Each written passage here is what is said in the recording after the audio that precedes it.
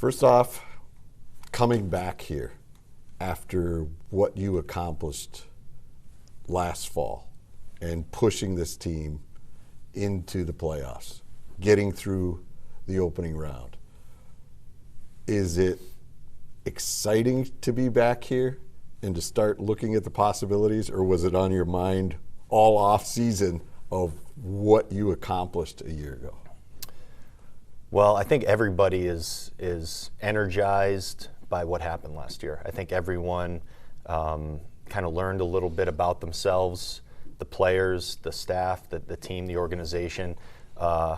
It was very positive. It was an exciting, I was elated by everything that was going on late in the year last year, just watching our team play, going out there and performing exceptionally well virtually every night. So to be able to reflect a little in the off season, sit at home, regroup a little bit, but also look at our team and look what's going to come our way going forward. I think we have a lot to be, a lot to be excited about, and our eyes they're wide open going into the season, and our expectations, they should be high. I saw you on MLB Network at the winter meetings, and they talked to you about how this team all of a sudden kicked it to another gear. And you said you had conversations with the club that, okay, you guys are good, but you're not good together. We've got to kind of push everybody to another level. Is that the conversation you had, or I know I'm putting words in your mouth, so you can use your words to tell me exactly how this team changed in that second half of last year. We had some moments last year because in baseball we play so many games. We play every day for 6 months. You're never going to be at your best for 6 full months. And the first half of our season last year, I think we played hard. We didn't necessarily play that well consistently. So some of those conversations did take place. Not all of them were me leading that conversation. Some of them were. Some of them were our coaching staff, and some of them were these doors shutting and the players sitting down and looking at themselves in the mirror and demanding more of themselves. And you know what? They did it. The players went out there and performed. And our second half was pretty fantastic in a lot of ways. We played a little bit differently in the second half. Our offense really came to life. And I've said this a few times, but the young players that came up really sparked us. And I think that was a key for everything that happened. And going forward into the playoffs, our young players really melded well with our veterans to bring us pretty close to where we wanted to be. We got to some places, but there's even more down the road that I think we can achieve. One of those guys that obviously came in here and gave a boost was Royce Lewis, and everything went his way a year ago. And you know how difficult this game can be. What kind of challenges are going to be in front of Royce this year? Because everybody's going to expect him to hit grand slams every day of the week. I couldn't believe what he was doing last year. and I know how good he is. I know what kind of ability the young man has. But to perform like that, bam, and then the next night, bam, and then 2 in one night, they were coming at a rate that it's not.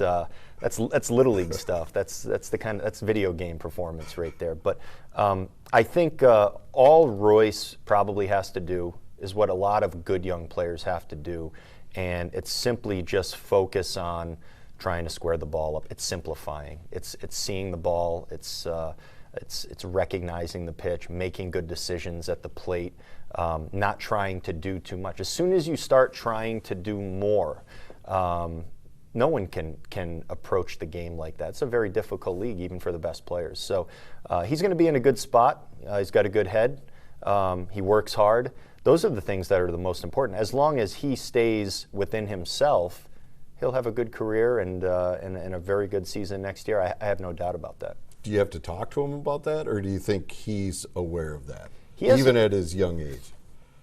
At times, because I like to talk to all of our guys. And if it's Royce, I probably talk to him one way. If it's someone else in our clubhouse that I'm talking to, I'll talk to him a different way. But Royce has a lot of really good resources around him. Many of whom are in this clubhouse, guys that he can rely on, guys that are a little older and more experienced, but excellent players that have seen a lot. And he's a good listener. So he has a really bright personality. So you see him talking a lot, but he does listen very well, which I think is probably one of his best attributes, because not every great young player likes to listen and learn, but that's really how you take your game from one level to the next.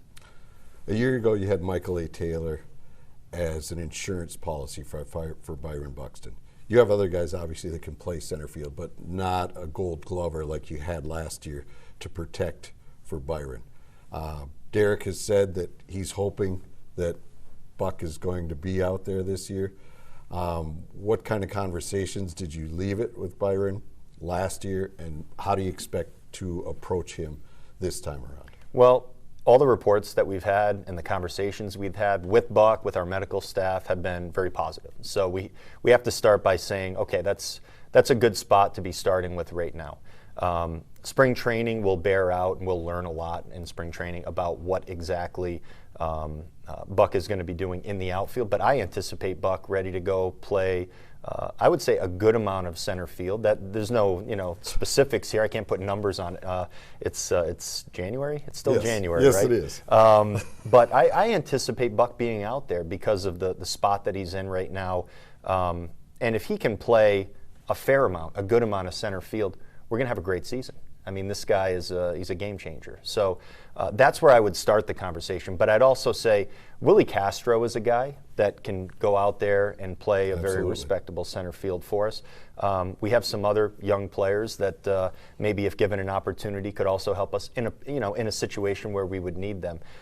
It's still the off season, so there could possibly still be moves to be made, because we like to every scenario we like to have covered. Can we do it? No, we know we can't cover every scenario, but we like to try and do our best. That's our job. So we're going to start with Buck as our plan A, AAA, whatever we'll have him out there. If he's able, he's going to be playing, and I think there's a reasonably good chance that we're going to see a good amount of Byron Buxton this year. All right. Could you share a little more of what he was going through last year trying to help this club?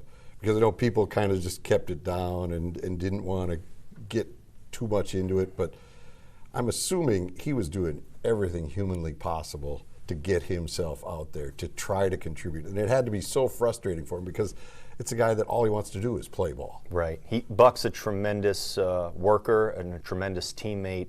And I say that, those aren't things that I just will come right out and say about guys, but he is. And he worked as hard as a human being could work, did every possible thing he could last year to get out there on the field consistently. It didn't play out the way that we all wanted to, and he takes it hard because he cares. He cares about he cares about this place. He cares about the people. He cares about the fans and his teammates. And when he doesn't do everything, he feels like he lets people down. And when you see someone work that hard, that you take a step back and you go, well, this is a man that does everything that he could possibly do, and he's doing that right now. He's going to put himself in the best possible place to have another phenomenal Byron Buxton season. He's in the middle of that process right now this offseason, and when we get to Fort Myers, we're going to have a really good idea of what we're going to see from him. But I would think that it's going to be a lot, and it probably will not look like what last year looked like. You got a guy who's right across from him in the clubhouse, Carlos Correa. He's another guy that played hurt. I think a lot more damage than he was letting on down the stretch. Yet he stepped up in the postseason for you guys. Carlos was phenomenal. I mean, he almost transformed in the postseason into like a Marvel comic figure. He likes Marvel too, I think, so he'll like that. I probably should have had one queued up, but he just went out there and he just did it all. I mean, he made one of the best plays I've ever seen in one of the biggest moments in a playoff game that you'll ever see at shortstop. Every at bat was crisp, barreled up. He came through for us time after time when it mattered the most. And he was hurting all year long. His plantar fasciitis was excruciating at times, and he would hobble into the clubhouse. He'd get treatment all day just to get to the point where he could step on the field. And he just continued to show up for this team over and over again. He's in a great spot physically right now, too. He's having a really good offseason.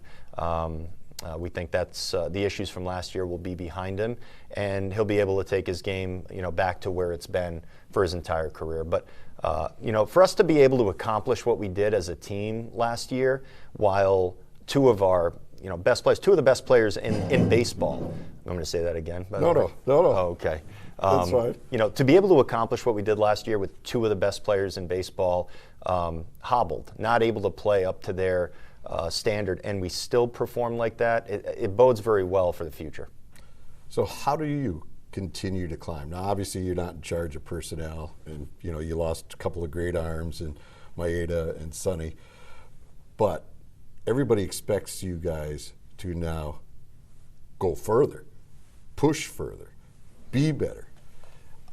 Does the conversation have to change in spring training? I mean, last year it was like, take the extra base. Let's be aggressive. Let's not let the game come to us. Let's dictate what's happening on the field. What's the conversation for this team now after what they accomplished a year ago? Well, we expect to go further. So I hope everyone else expects us to go further, because we expect that of ourselves.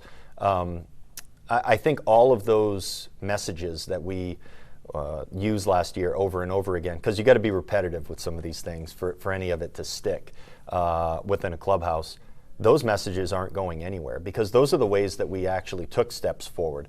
Will there be some new messages? Probably so, but we have to stick to our day-to-day. We have to get to where we want to be before we can go play in October. You have to win a lot of games in order to do that. So our focus right now is going to be on that. But in actuality, we were only a couple of at-bats away from reaching the American League Championship Series. And once you're at that point, really anything is possible. And having a good balanced team with stars on the mound and stars in the field, they're going to carry you at times once you get to the playoffs. We got to get to the playoffs first, and you do that. I don't do the cliche thing too much, but it is one day at a time in this game, because every day there is a game. Yeah, no doubt about it. I know you got to get out of here quick. Good. So, Joe Mauer, you never managed him, but you played against him. Goes into Cooperstown yesterday. What did you see when you shared a ball field with him? Joe was a one-of-a-kind player in person. I didn't know him as a person. I just knew him as a gentleman behind the big, hulking gentleman behind the plate that was playing against you. But he was one of a kind. He could do things offensively. The types of at-bats that he had as a player stood out on a major league field. Excellent players all over the field, but he was a cut above everyone else out there in his skill and what he could do. He had the finest at-bats that a person could have against the best pitching in the world, and he would do it every pitch. It seemed like he was outclassing his opponent on the field. He was just better at what he did. He knew the strike zone like no other. He used the field like no other. He's a guy, he just knows how to get hits and find his way on base and help his team win. Behind the plate, I always felt like Joe knew what I didn't want him to throw. I do, I mean that, because the catcher has such a big part in deciding what pitch is thrown in these games. And I knew what I wanted to hit, and it felt like I never saw it when Joe was behind the plate. I always hoped someone else was behind the plate when we played against the Twins. But I couldn't be happier for Joe Mauer and the Minnesota Twins organization, all the people that have cheered for him since he was a kid. He deserves all of it. He's a Hall of Famer, and he's been a Hall of Famer in my book for a long, long time. And now everyone gets to cheer for him, which is it's going to be just a phenomenal time next summer when he goes in. And the pressure, you know this because you were a high draft pick, and the pressure and the spotlight that's on you guys from day one, and then to do it in your hometown, that's pretty remarkable that he never had a misstep for 15 years with everybody waiting and waiting to pounce. It's an amazingly difficult thing. Also a very rewarding thing, I think, playing in your hometown. Because there's so many emotions every day. You're around so many people that you know.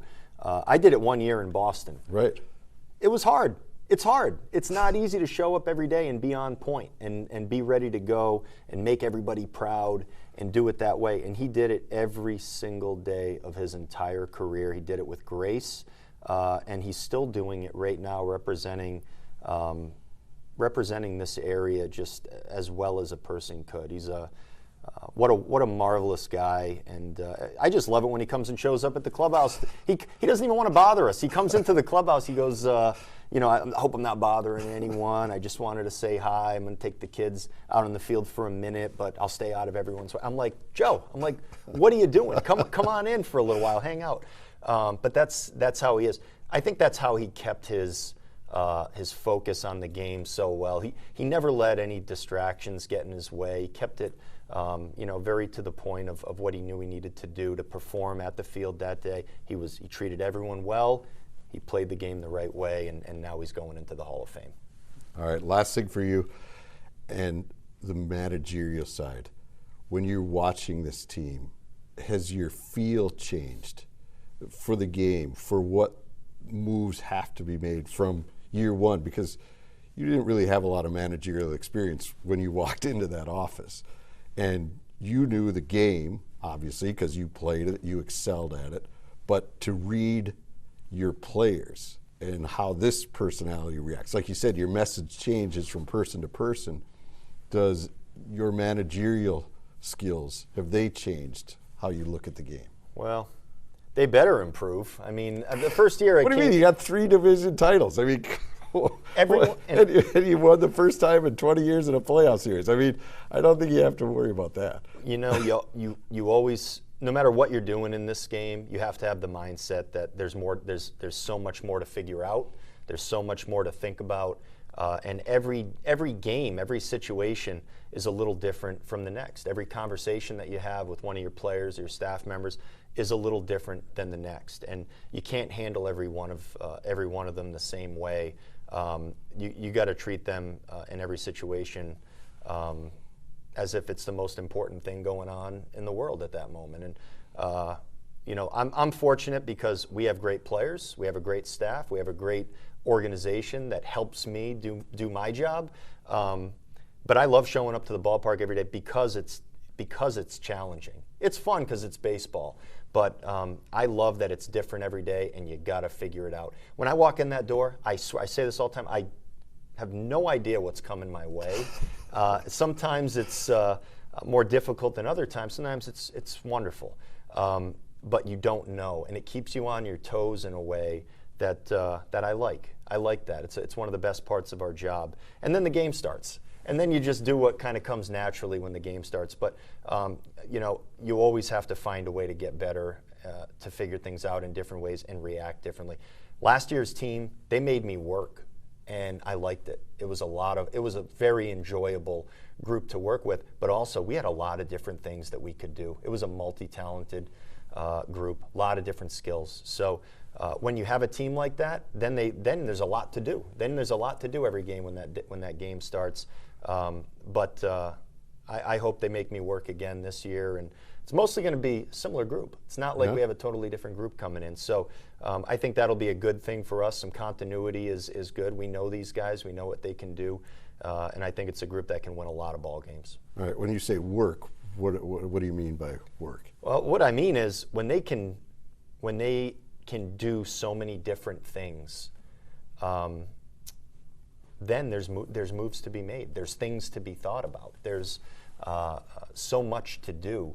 You can win in other ways. We hit all those home runs in 2019, and most of those days I looked at the lineup before the game started and I said to myself, well, maybe we can pinch run here. And that's about it. That's all we're going to do here. There's no other moves to be made. We have a great lineup. We're going to send them out there, and we're not going to over manage. We're not going to over coach. We're going to let them do their job and try to win that way. That was the best way for us to win that year. This year, 2023, we had guys that could run. We had guys that could bunt the ball if necessary. We had guys that could play 4 different spots on the field. We had 2 guys that could pinch run off the bench. And we got a chance to use all those guys and put them in the spots where they're going to help us win games. And they were on their toes every single game to make it happen. I'm not talking one guy. I'm talking every single guy on our roster. And that's how we operated. And I think that's how we're going to operate again this year. And I think it's going to help us. I do. I think it's a big benefit to us being able to play the game that way. Awesome. Thank you. Sweet. You got it, Jim. Appreciate it. Yeah, absolutely, man.